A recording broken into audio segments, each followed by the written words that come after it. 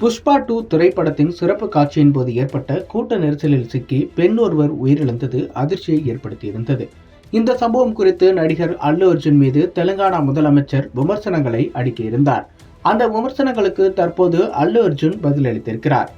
ஆந்திர மக்களிடையே சினிமா நட்சத்திரங்களை கொண்டாடி தீர்க்கும் பழக்கம் தீவிரமாக இருந்து வருகிறது. அதிரடி மற்றும் இயற்பியல் விதியை மீறும் சண்டை காட்சிகள், எமோஷனல் ஆகிய கலந்த சினிமாக்களை மக்கள் வாரி அணைத்துக் கொள்கின்றனர். புஷ்பா 2 திரைப்படமும் அப்படித்தான் கொண்டாடப்பட்டு வருகிறது. இந்த திரைப்படம் டிசம்பர் 5ஆம் தேதி திரைக்கு வந்தது. ஆனால் டிசம்பர் 4ஆம் தேதி ஹைதராபாத்தில் உள்ள சந்தியா தியேட்டரில் சிறப்பு காட்சியும் வெளியானது. சிறப்பு காட்சிக்காக நூற்றுக்கணக்கான ரசிகர்கள் தியேட்டர் முன்பு குவிந்திருந்தனர். அப்போது திடீரென அல்லு அர்ஜுன் தனது குடும்பத்துடன் சிறப்பு காட்சியை பார்ப்பதற்கு வருகை தந்திருந்தார். இதனால் தியேட்டருக்கு கூட்டம் அதிக அளவில் கூடியது. ஒரு கட்டத்தில் கூட்டத்தை கட்டுப்படுத்த முடியாமல் திணறிய தியேட்டர் ஊழியர்கள் போலீஸை அழைத்தனர். ஆனால் அதற்குள் அந்த துயர சம்பவம் நடந்தது. அதாவது படம் பார்க்க குடும்பத்துடன் வந்திருந்த ரேவதி என்னும் பெண்மணி நெரிசலில் சிக்கி உயிரிழந்து விட்டார். இதனால் தடியடி நடத்தி போலீசார் கூட்டத்தை கலைத்தனர். இந்த சம்பவத்தில் ரேவதியின் 9 வயது மகன் ஸ்ரீ தேஜாவும் படுகாயமடைந்தார். தற்போது சிறுவன் மருத்துவமனையில் தீவிர சிகிச்சை பிரிவில் அனுமதிக்கப்பட்டிருக்கிறார். படம் பார்க்க வந்த பெண் உயிரிழந்ததை அடுத்து சந்தியா தியேட்டர் மேனேஜர், உரிமையாளர், பணியாளர்கள் உட்பட அல்லு அர்ஜுன் மீதும் வழக்கு பதிவு செய்யப்பட்டது.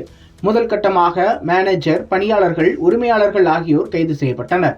இறுதியாக டிசம்பர் 13ஆம் தேதி அல்லு அர்ஜுனை போலீசார் விசாரணைக்கு அழைத்துச் சென்றனர்.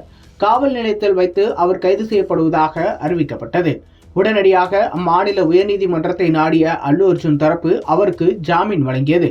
இருப்பினும் அல்லு அர்ஜுன் சில மணி நேரம் வரை சிறையில் இருந்தார். அவருடைய கைது நடவடிக்கையை எதிர்த்து திரை நட்சத்திரங்கள் பலரும் குரல் கொடுத்தனர்.